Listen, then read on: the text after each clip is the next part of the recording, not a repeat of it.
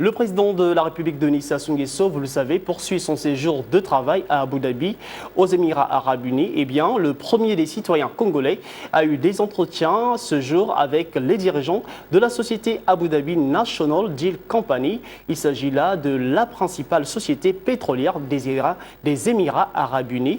Sur la table, l'exploitation du pétrole et la valorisation du gaz. Voici le reportage de Laetitia Carambo. Le président de la République, Denis Sassou Nguesso, a accordé ce lundi 11 octobre 2021 une audience à la délégation de la société Abu Dhabi National Oil Company, ADNOC en sigle. La société ADNOC est une des plus importantes compagnies pétrolières nationales et une des plus avancées sur les techniques d'analyse sismique et d'optimisation des taux de récupération de ces gisements onshore et offshore.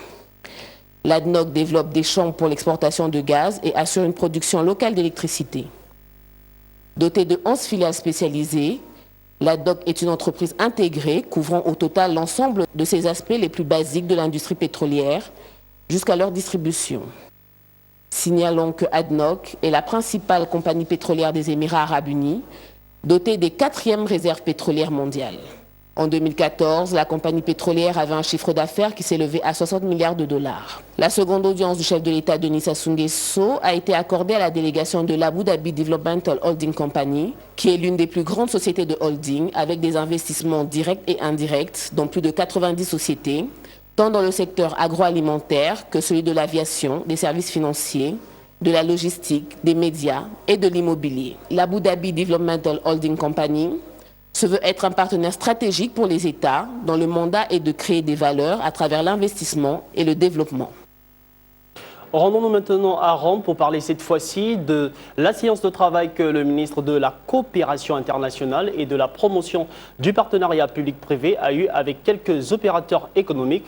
Ceci en marge, il faut le dire, du 5e Forum économique Italie-Afrique auquel il a pris part. Eh bien, Denis Christel Sassou Nguesso a notamment conféré avec le directeur du pôle stratégie de l'Agence italienne pour la coopération et le développement et l'ambassadeur du Congo en Italie. Au menu, les opportunités d'investissement des hommes d'affaires italiens et des Congolais de la diaspora. Le reportage est signé Brice Aristide Benza.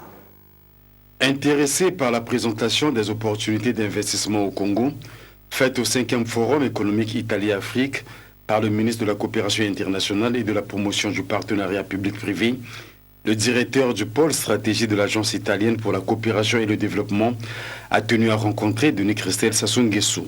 Déjà implantée dans plusieurs pays d'Afrique, cette agence envisage d'investir au Congo dans l'écotourisme, la pêche et bien d'autres secteurs. À cet effet, elle fait l'offre d'un partenariat avec le gouvernement congolais. Nous avons déjà fait plusieurs investissements en Afrique. Nous sommes présents notamment à Dakar et au Burkina Faso. Et nous pensons qu'il est grand temps à présent de nous projeter vers votre beau pays pour y voir toutes les opportunités d'investissement. Et bien évidemment, nous serions heureux de venir nous y implanter. Bien évidemment, nous sommes intéressés par tous les pans de votre économie, tous les secteurs possibles, particulièrement le secteur de la pêche, le secteur du tourisme, le secteur de l'écotourisme. En réalité, toutes les possibilités que votre pays voudrait bien nous offrir, nous sommes profondément intéressés. Dans la foulée, le ministre de la Coopération internationale et de la promotion du partenariat public-privé a eu une séance de travail avec l'ambassadrice du Congo en Italie.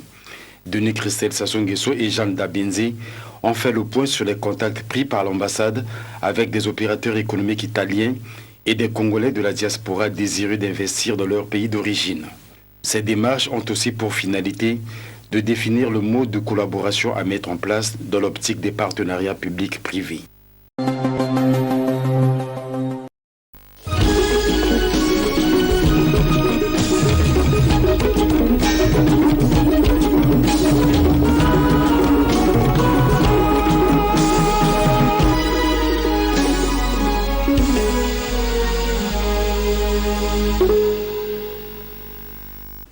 L'application de la loi portant élimination des violences faites aux femmes, voilà ce qui concentre les réflexions du séminaire de formation qui réunit les chefs de juridiction et les assises présidées par le ministre de la Justice, Erline Antonella Ndembe. Priska Mugula, Fréjus Sameke pour les détails.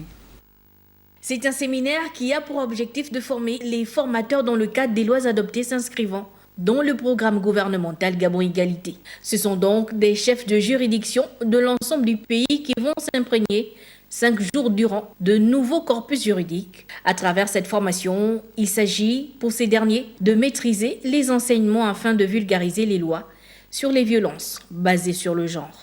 Mesdames et messieurs, l'adoption de nouvelles lois en vue d'une meilleure garantie et d'un plus grand respect des droits de l'homme est sans doute une bonne chose, mais elle n'a d'intérêt que si ceux qui sont chargés d'en assurer l'application en sont pleinement imprégnés et les appliquent effectivement. S'agissant des lois, leur mise en œuvre vous incombe au premier chef, à vous en tant que responsable de juridiction et à l'ensemble des magistrats à qui la Constitution de notre pays a donné la lourde charge et la lourde responsabilité d'assurer le respect et la garantie des droits de tous les citoyens. Avec pour thème application de la loi portant élimination des violences faites aux femmes et dernière modification du code pénal et du code civil, en atelier, les chefs de greffe, les chefs de parquet et bien d'autres se dotent d'outils juridiques en faveur de l'égalité entre hommes et femmes. Pour cette session de formation des formateurs, en dehors de la maîtrise de la loi sur les violences faites aux femmes, les apprenants vont avoir quelques outils pédagogiques pour permettre les restitutions dans leur ressort de juridiction. On a bon espoir que cette stratégie pourra effectivement du sommet vers la base plus facilement essaimer et éclairer les hommes de loi qui seront amenés, nous le pensons au quotidien, désormais à travailler avec ces nouveaux outils dont le Gabon vient de se doter avec bonheur. Le programme Gabon Égalité vise à améliorer la condition de la femme et de la jeune fille gabonaise en milieu scolaire, familial et professionnel. Notons que le Gabon figure parmi les 16 pays retenus par les organisations internationales pour sa politique en faveur de la femme.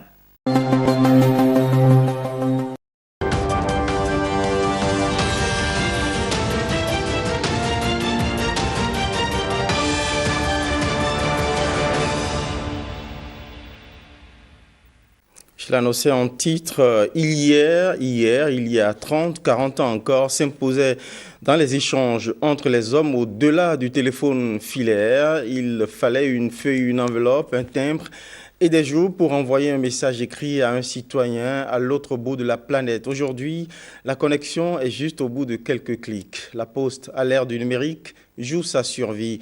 À l'occasion de la journée mondiale de la Poste célébrée ce 9 octobre, la rédaction de la télévision nationale s'est intéressée aux moyens de survie de ce vieux système de connexion entre les hommes. Le sujet est signé Virgile Arodéon et Simon Villon. Après les lettres en 2020, l'attention des enfants est orientée cette année sur les timbres. La Poste du Bénin demeure plus que jamais fidèle à sa mission traditionnelle, l'expédition des courriers. Cependant, le volume de ces courriers a drastiquement chuté ces dernières années face aux messageries électroniques. Aujourd'hui, les nouvelles technologies sont devenues un passage indispensable au développement de toute entreprise et la Poste du Bénin n'entend pas rester en marche de cette dynamique de révolution numérique à laquelle le monde est soumis. À la Poste du Bénin, on est persuadé qu'il n'y a pas de survie sans innovation.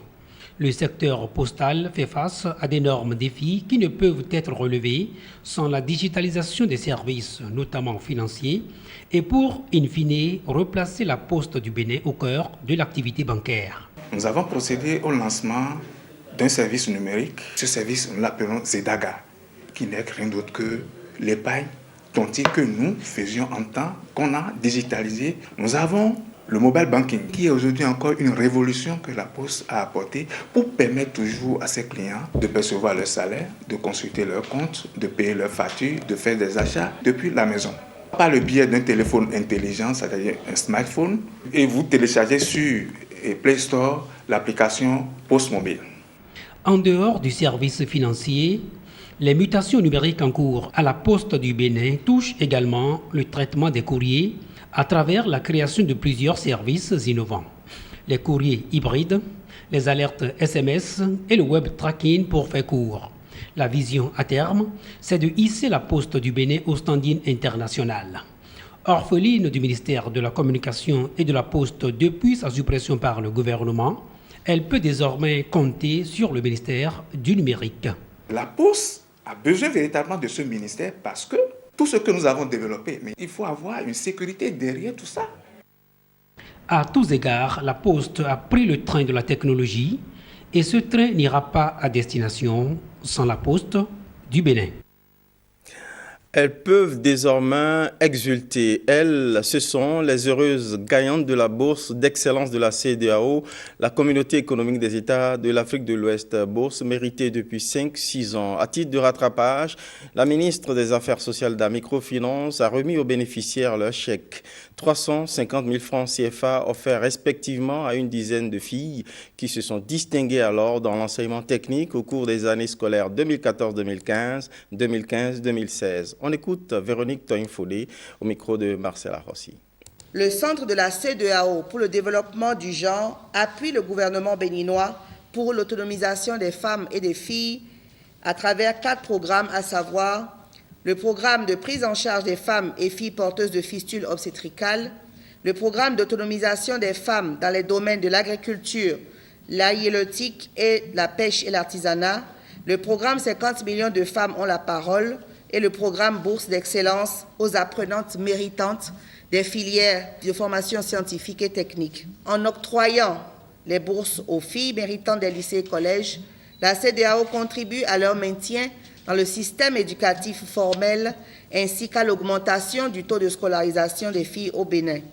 Elle encourage ainsi les plus méritantes, non seulement l'intérêt pour les filières scientifiques et techniques, mais aussi la persévérance, la détermination et l'abnégation. Chers bénéficiaires, je voudrais que vous saisissiez cette opportunité que le gouvernement vous offre pour continuer dans la recherche constante de l'excellence. Vous devez être des exemples, des modèles pour vos jeunes sœurs en démontrant qu'il est rentable pour les familles, les communautés, la nation d'investir sur les filles.